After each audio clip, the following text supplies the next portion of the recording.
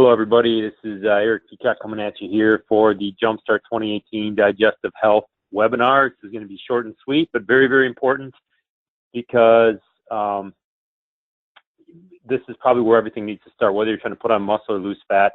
If your digestive health is not good, you're not going to have a lot of success. And a lot of people I see have issues with this, and it's not necessarily like they're running around and they need to go to the hospital or something crazy like that. But really, it's just one of the things that just really is impeding them from feeling their best, being their best self. You know, it affects immune function, mental focus, energy, ability to lose weight. So we're going to start here. We always want to get the foundation set here early in the Jumpstart. So we're going to go ahead and get this thing rolling. So I want to talk a little bit about the Herbal Cleanse, which some of you guys are familiar with. Sorry there, I had to get the slide to move. Herbal Cleanse is just the Advocare system that we use. There's a lot of good cleanses out there. All the Herbal Cleanses is really just some of these things we're talking about today. It's fiber, some probiotics, and some herbs to help things get going. So people are going to be starting this up typically right around the beginning of the Jumpstart. And we want to make sure that it's not just about taking products. It's about really putting together a good comprehensive plan to keep your digestive system healthy, because it is a big part of your overall health. And we find that this is where a lot of your immune system lies, in your digestive tract. And this is where your body really, if you're taking in good nutrition, good supplements, this is where they get into your bloodstream via your small intestine. So you can, actually use the nutrients you're taking in instead of, basically poop them out, so with lack of a better term. The other thing too is, everybody here probably has a little bit of vanity. I mean, we all got to admit it. We always want to say the politically correct thing of, oh, we just want to be healthy or we want to have more energy, but we all like to look better, and especially in the abs. So, abs look better when they are trimmer. And one of the ways to trim your abs up is to get your digestive system under control. If it's inflamed and it's irritated all the time, you're going to be bloated, and you're going to have more inches around your waistline just from that inflammation and bloating. And so one of the easiest ways to get your abs look better is to clean up your digestive health.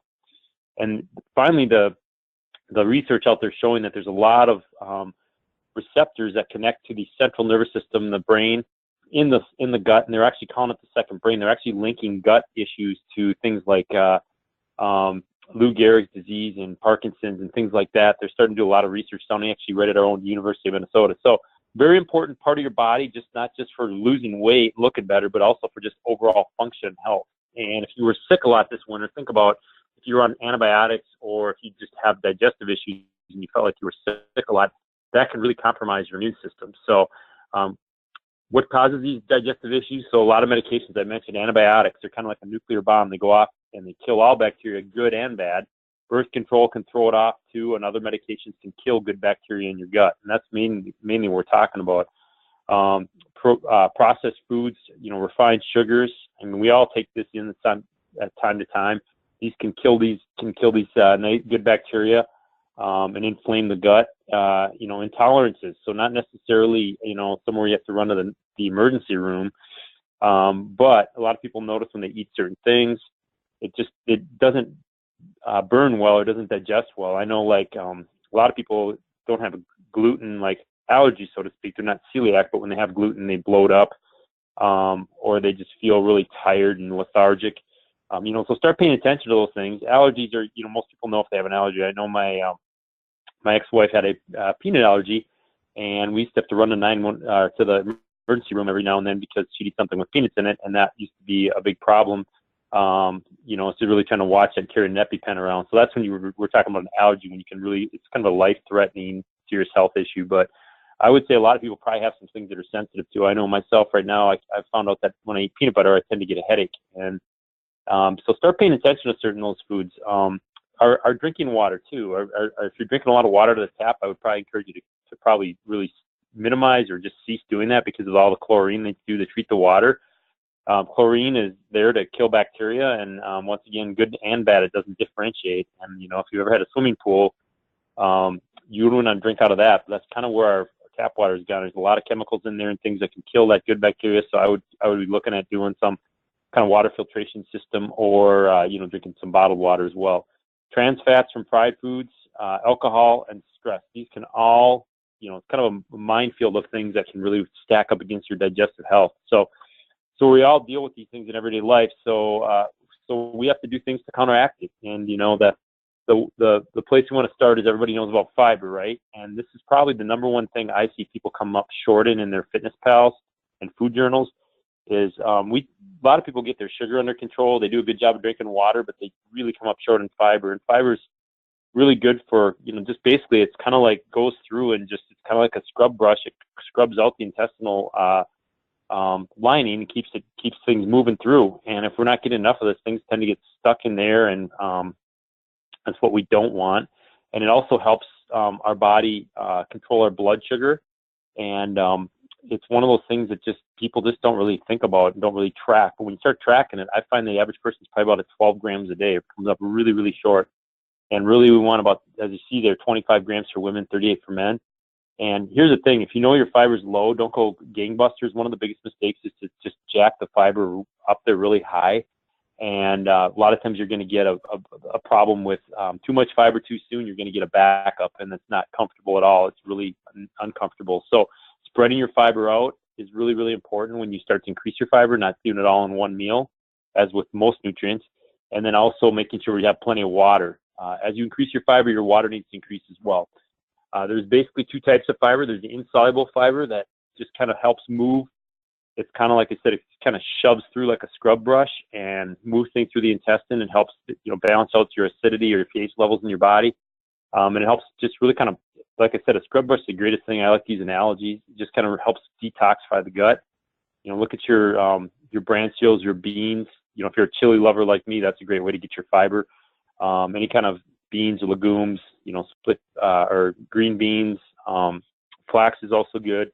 Whole grains, things like that are going to be awesome sources of insoluble fiber. You can look at right on the label and you can really see the breakdown of what type of fiber you're going to get.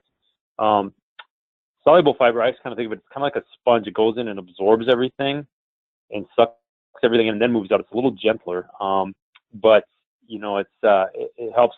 Like I said, this is the one that really helps slow down the release of blood sugar. So it slows down the food getting into the system too quick, which will raise your blood sugar up. And this is a good one to have. Carbohydrates, have a lot of these in there. So once again, you see beans kind of covers both ends, so does flax. Fruit, everybody kind of gets down on fruit, but fruit is important too. It's a good source. And then there's where you get this from your vegetables too. And some of these, cruciferous and greens vegetables. So having them both is important. I would say if you have trouble getting your fiber in, try to get as much as you can from your diet. But you can get a fiber supplement that'll usually have both types of fiber in there.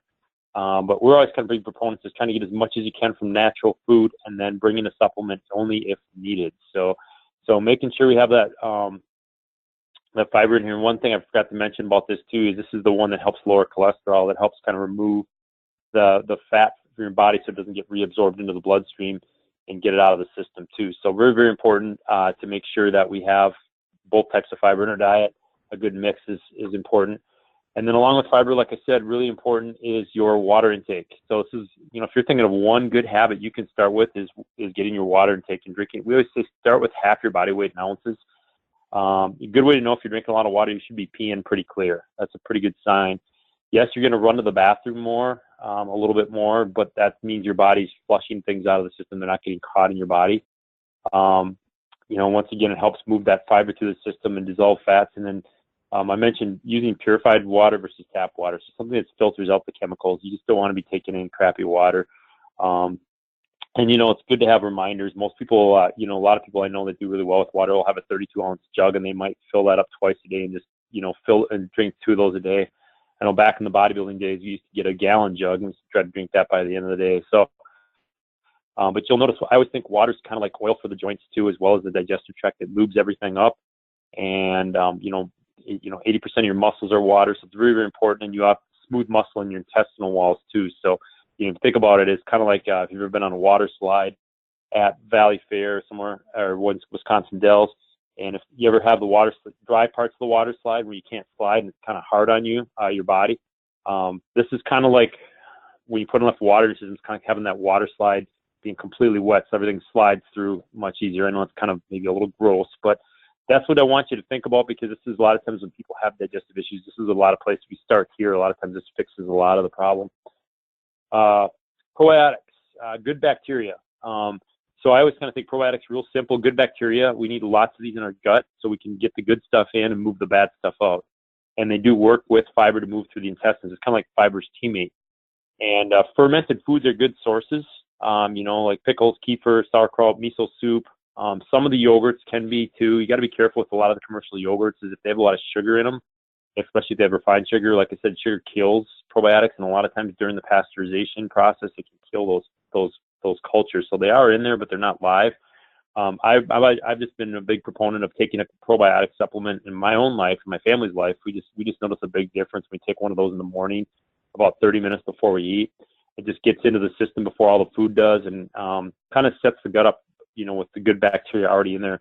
The problem with taking a probiotic, a lot of times, a probiotic supplement with food, is sometimes the acid in your stomach, when your acid levels kick up to break the food down, especially a lot of protein, you're going to see that could kill some of those good bacteria. So if you're taking a probiotic supplement, I recommend either taking it in the morning, 30 minutes before you eat, or at night before you go to bed, just so you're not taking it with food.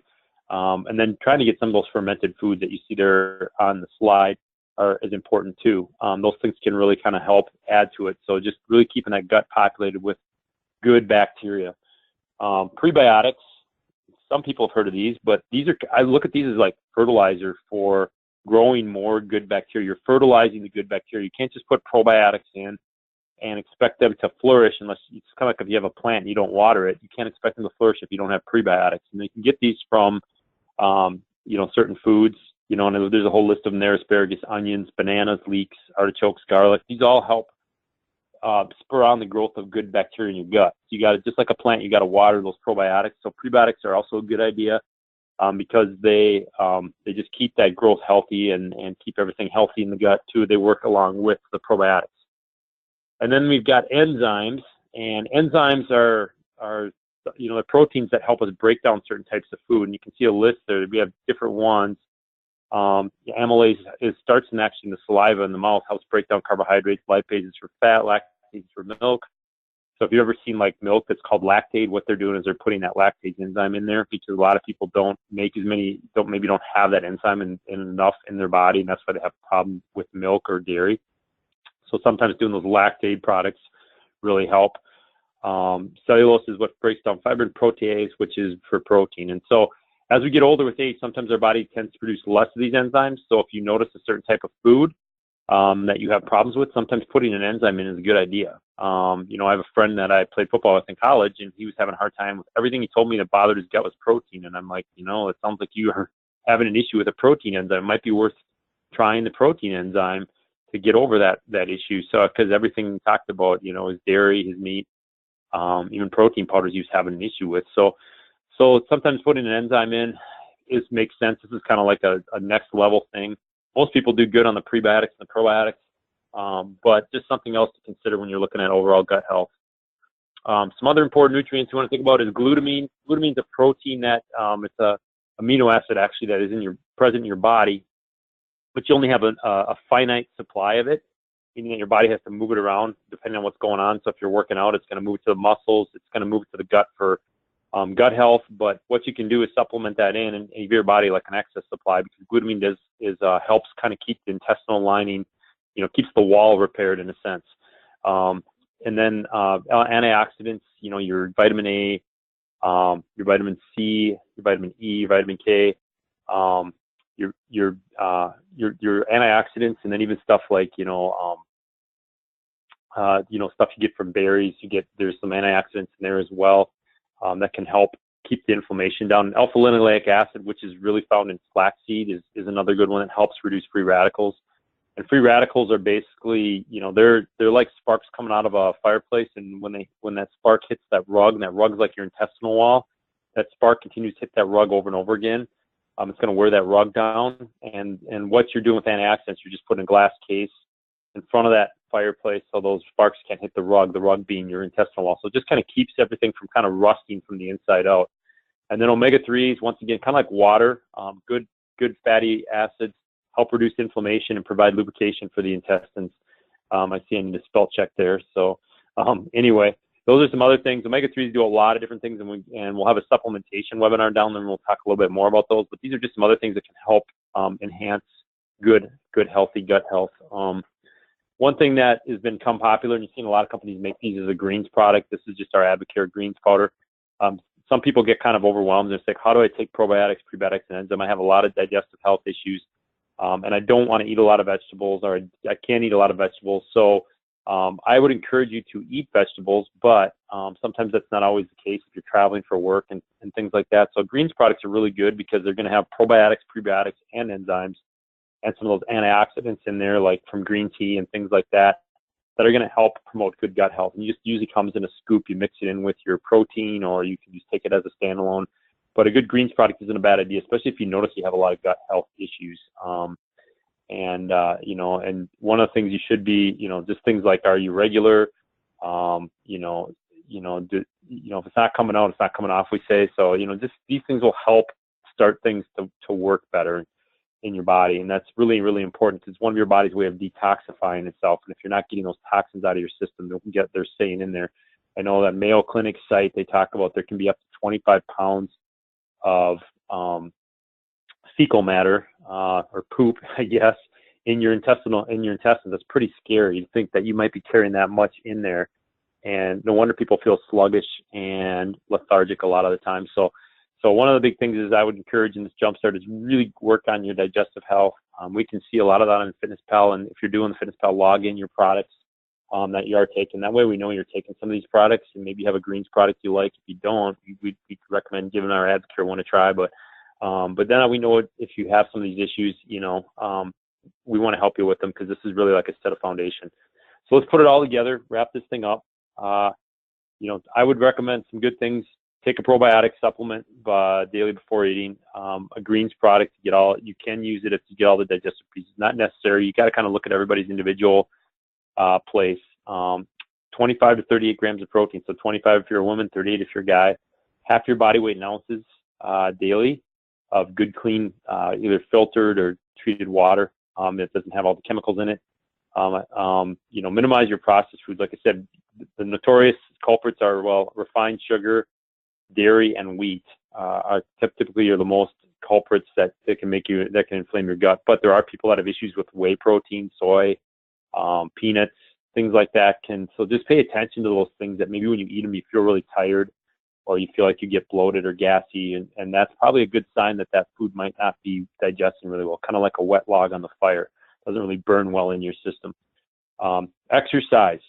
We didn't even talk about that, but when you exercise, you get circulation going through the intestinal wall and the intestines and the digestive tract, and circulation is always a good thing.